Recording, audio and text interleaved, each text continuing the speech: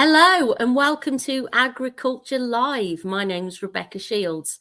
I'm a director at Agricultural Recruitment Specialist, and today joining me is Edwin Nicholls, who's head of sales at DroneAg. And today we're going to be talking about how drone technology is revolutionizing agriculture and farming. So if you've got any questions, comments, anything you want to know, please pop them in the chat, and we'll get to them when we can. So, Edwin, over to you. Introduce yourself, where you work, what your company does. Hiya, thank you for having me. Essentially, I'm Edwin, I'm head of sales for DroneAg, and we essentially produce drone software for agriculture. But we started off in our early stages teaching other people how to use other software on their farm, and then realized there was a spot where actually we needed to produce something which was more suited for the agricultural market. So that's when we started creating our own software. Fantastic. And so, how do you guys stand out from your competitors? So essentially, a lot of drone companies out there and a lot of drone software is mainly based around mapping. So it's sort of like broad scale orthomosaic, where you take a couple of hundred images as you fly across a field. Then you have to upload them to quite a powerful computer system and then stitch them into one large map, which you can then look at. There's some benefits to this type of technology, but the main points is that it took a long time.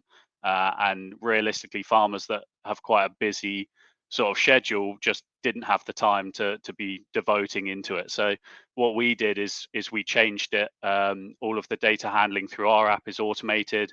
All the flight is automated, but essentially after a flight with our system, you get a report back within about 10 minutes rather than a few hours. So it really means you can make actionable data whilst you're stood there on the side of the field. So you can act quickly. Exactly that. Yeah, it's all about acting quickly and getting that data sort of where you need it as fast as possible. Fantastic. So some people might want to get into this sector, but tell us about how you got into this sector. What's your background, Edwin?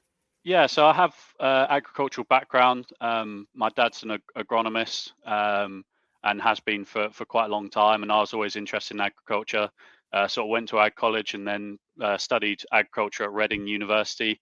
And yeah, had a really great time. Was actually going to go into agronomy as well, and then my dad actually found an opportunity for an internship at DroneAg when I was looking for a placement year. So I went and did my internship and started learning about the world of ag tech, and it kind of went from there really. Sort of when I finished university, did a harvest in Canada, and then came back and started working full time for DroneAg, and here I am, still there. Fantastic. Because agri-tech's becoming a real up and coming thing now. It's really getting spoken about a lot now, isn't it? Yeah, no, it's a really popular topic, and I mean, there's a lot of ways in which tech can, really help us in our day-to-day jobs. So it's kind of about just getting people to actually look into it and adopt it. Fantastic. So what are drones for those watching or listening that don't know? Yeah, so it's an interesting question because a drone can actually be a lot of things. There's obviously everyone looks at a drone as a flying camera equipment. You can obviously get fixed wings ones which look like planes, and you can get sort of quadcopters, which is what we use, which obviously have 4 propellers and is what you'll see mostly. But drones can actually also be ground based. So there's many different ones, but yeah, the ones that we use are quadcopters, and yeah, they're basically flying camera units. Okay. And so what percentage of the ag industry use drone technology?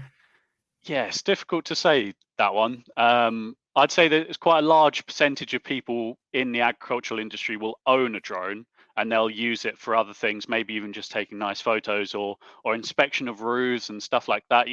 Doing jobs which are quite difficult to do on foot. The percentage of people that use them actually as an agricultural tool is a difficult one to work out, really, because there's like a fine line between using it for pleasure and for work. But it's definitely increasing, and as legislation changes and we have different types of drones coming into it now which do different jobs, it will only increase more. So tell us about the different types. Me and you have spoken before. You've got drone spraying, generic R&D. Just explain to those listening and watching so that they can Yeah. get a better understanding. Yeah, so what I would sort of call standard drone use, I'd say, is the use of software like ours, like Skippy Scout, and then just an off-the-shelf drone. Quite cheap and cheerful. You're looking at around 450 to 500 quid for that drone package, and that will sort of cover the bases in standard use. You then have R&D use. That's when you generally use a slightly more expensive piece of drone kit. Usually has some sort of RTK module on it to make it a bit more accurate, but then also will sometimes include multispectral data as well, and multispectral sensors. These are sort of like a way of sort of looking a bit more deeper into crop health, chlorophyll content, stuff like that. But it's still a bit of a grey area at the moment, whether there's more benefits of the more expensive drone systems or of the cheaper ones and using AI and sort of image recognition. And then you've obviously got drone spraying, which again, completely different systems and much more expensive. But yeah, they come with a whole list of benefits, large carrying capacity. We've got drones now which will hold up to 50 kilos, 50 liters of chemical that can be sprayed. And they're being used all throughout Canada, Australia, the US, and obviously they've been used in China for years. We're just starting to catch on now in Europe, and they've got some authorization in Hungary. And the hope is that we can get that authorization moved to the UK going forwards. But we've got some plans to do some trials with drone spreading of slug pellets towards the end of this year. Which is looking hopeful. So it can be something that just can go on and on and on. Yeah, It's there's not just sort of field mapping and yeah, no, it's kind of a limitless opportunity. And if you include the ground-based drones as well, there's companies out there that create ground-based sprayers for orchards and stuff too. The options really are limitless. so it's a huge market. So people are going to be asking, the next question would be, what are the benefits to using drone technology? Yeah, I mean, there's many benefits. It's essentially just looking at your field from a different perspective. So what we do with our Skippy Scout software is we produce two different ways of looking at the field. One's called our Scout Spheres, which is like a high level sort of field overview, which does like a 360 image of your field and lets you look at the field from a top down perspective, see patches which are growing better, what's growing worse, and it sort of gives you an idea of how that field reacts to certain things. And then we have our low down photos as well, and those are the photos which we then run through our AI system. So essentially for that, what we can do is produce PDF reports giving you an idea of what's actually happening in the field. And depending on crops, we can do things like plant counts, green area index coverage, weed percentage coverage, unhealthy crop, all different sorts of metrics, which can then be really useful in terms of creating actions for the fields. And what's the benefit of having the technology not attached to machinery? Yeah, so it kind of there is tech out there which is attached to machinery, which you can sometimes get sprayers which you can attach to cameras, which you can attach to sprayers. The issue is obviously they only work when the sprayer travels over the field, which is only a few times in the year, depending on what crop you're growing. With drones, it gives you the freedom to go out and collect that data whenever you want. And something that's a bit different to satellite as well is the fact that if you've got cloud cover, it doesn't matter when you're using drones because they're always going to be under that cloud cover. The only thing you do have to watch out for is rain, which obviously in this year has not been beneficial. Yeah, don't mention rain to the farmers at the minute, Edwin, please. Yeah. So what are the drawbacks of drones?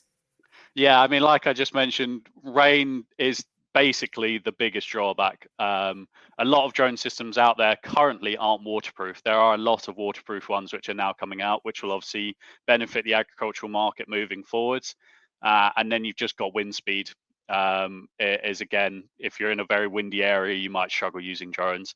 Some people will argue that using drones are more time consuming. It really does depend on how you get on with technology and how you actually use the data.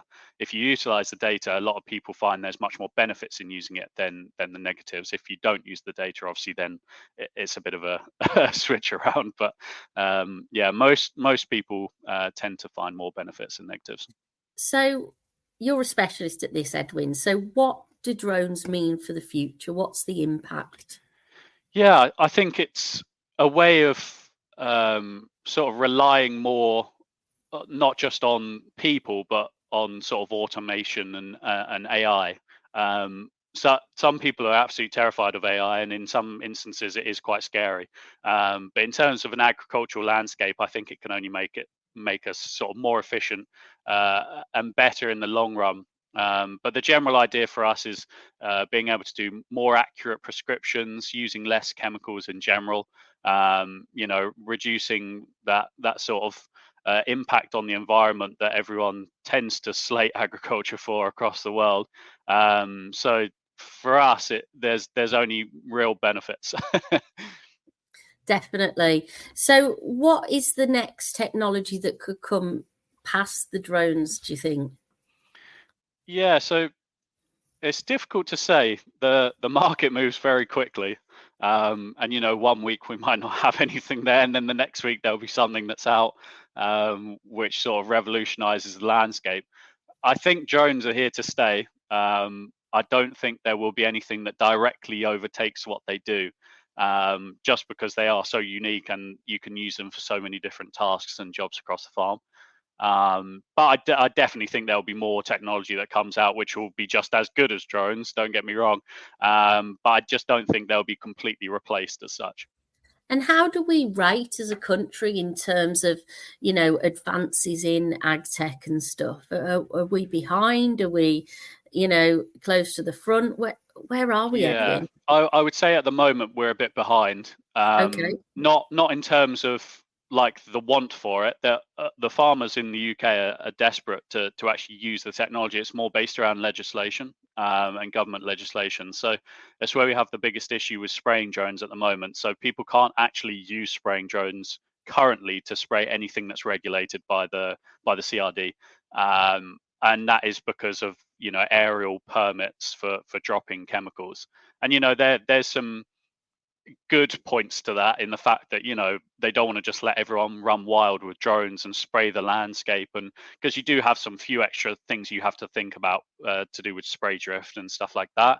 But the fact that it's moving so slowly is, well, it's putting us behind. And when you've And got is people that using across these the systems, board, Edwin, in terms of ag tech in general?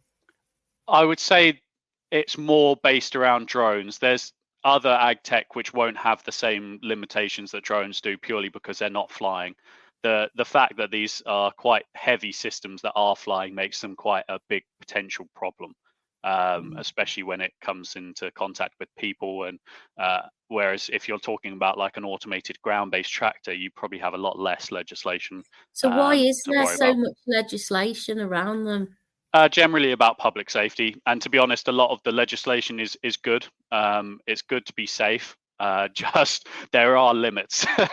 Obviously, there's safe, and then there's not being able to use anything. And I think you have to kind of walk the line. And at the moment, we're very much on the safe side, whereas we kind of need to move a bit more and actually just start utilizing, even you can use drones on hillsides to spray off bracken and stuff where there aren't people anywhere near. I can understand not using them near towns and villages and stuff like that, but we kind of need to make some sacrifices to get this technology being used.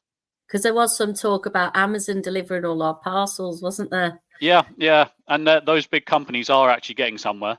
Yeah. They are doing a trial in the southwest for sort of auto delivering of packages. I know the NHS has been using drones to deliver things like blood and other stuff to different places very quickly, which again are great uses of drones. But yeah, we need to start sort of moving faster in the ag sector rather than just letting everyone else reap the benefits. We need to sort of move that legislation over to agriculture so that everyone can. Well, the world's only going to want more food, isn't it? So we need Exactly. to be efficient. And in terms of the impact, what does all of this mean for the future? Yeah, it's an interesting one. It For me, the benefit I can see is it opens up a lot of new job roles in the ag sector, which is always a benefit. Obviously, I think in schools and when you're younger, you sort of think about agriculture, and all you really think about is either sort of animal farming or tractors.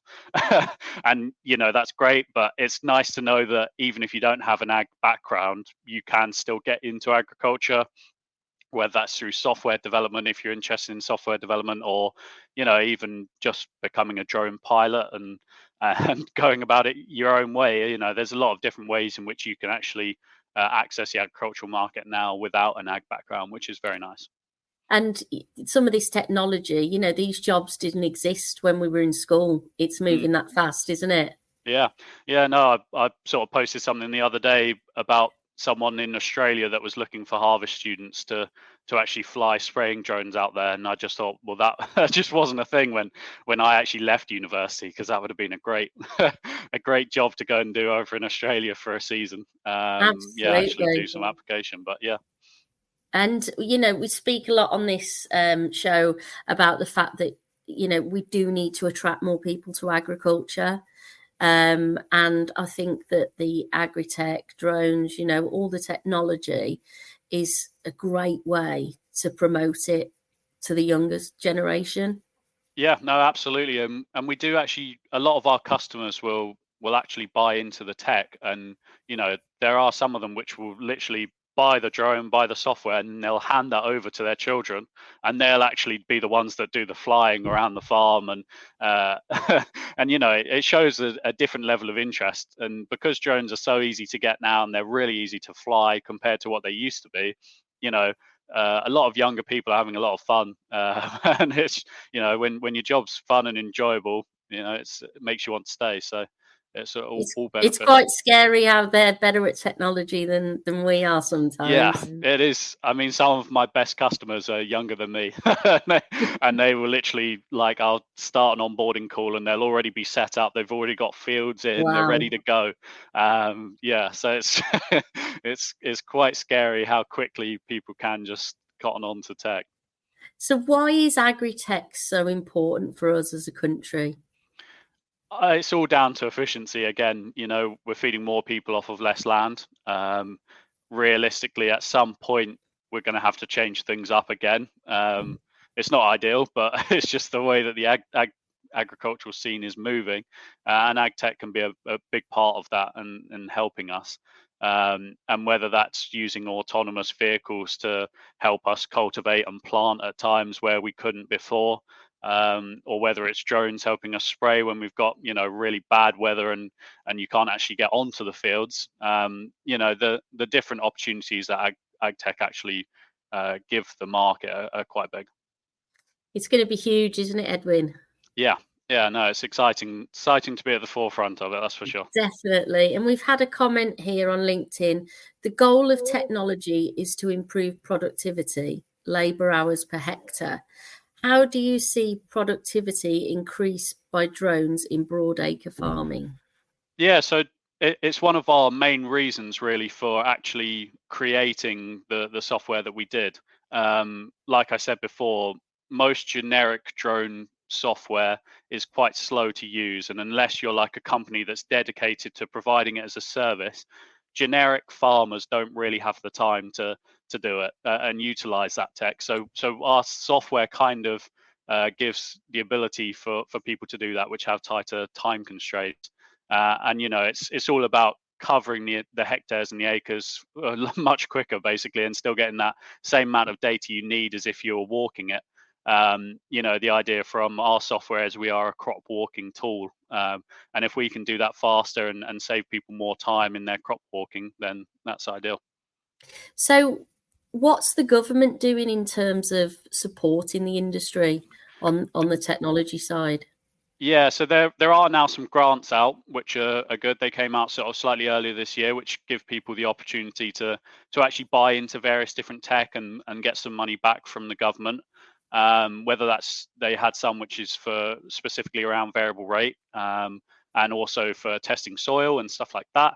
And then there's also some which are for more direct pieces of machinery, and that can be linked to autonomous machinery and stuff like that too. So they are actually starting to actually help the agricultural market access it, and especially with grants and stuff. For companies like us, we do quite a lot of grant funded projects. And that can be anything from R&D work all the way to standard ag work, and the government do tend to support it through, things like Innovate UK and many other sort of grant funding platforms out there. And do you think they do enough? I do think they do enough in terms of grants and giving funding. I'm not sure if they're quite doing enough in terms of pushing legislation. There's definitely, obviously, legislation is always going to be slow. It's never going to be a quick process. But I mean, since we started in 2017, we were always saying, drone spraying is going to be next year. And here we are still saying a similar story. So we are actually seeing some movement now, which is, a big change. They're getting a lot of pressure from, companies like DEFRA and definitely the Forestry Commission. That everyone's wanting to use drones in agriculture for spraying in certain situations where, it's either not safe or not good for people to do it. So there is a bigger push now. And there's a comment here from Minnie Chisel on LinkedIn. Has there been specific development in software for livestock management using drones that you're aware of, especially in large roaming pastures such as Australia and the US? Yeah. So I actually speak to a company, they're called B3 Agro. They have essentially, it's almost like the carbon copy of our technology, but for livestock. So instead of, scouting crops, they will actually scout livestock, and they can do sort of large animal counts. They can do fence checks, trough checks, stuff like that. So yeah, there is technology out there based around drones. And I know that they're very active in the US and also South America, obviously areas where they have quite large cattle operations. So yeah, have a look into those guys if you're interested in livestock. Thanks, Edwin. And so if there's people watching, they want to get into this industry, they might not be from a farming background. What can they do? Where can they start? Yeah, so if it kind of depends on what aspect you're wanting to get into. Obviously, if you're wanting to get into working in sort of ag tech companies, then I guess you just got to look for those openings. The easiest way to actually get into these companies is like I did, through internships. You might not get paid. You might get paid a small amount, but it's always about getting that foot in the door and working your way up the tree, really. But if you're wanting to obviously provide services and stuff like that, a lot of ag tech companies will offer, a reduced rate for a smaller contractor. Test the waters, see how you get on, see if you find any customers, and then have the option to expand at a later date when you've actually, got that main client base. But there's quite a few different ways into it, I'd say. And do you think that, the industry is open to people from non-farming backgrounds? Oh, absolutely. I'd say half of our team doesn't have a farming background.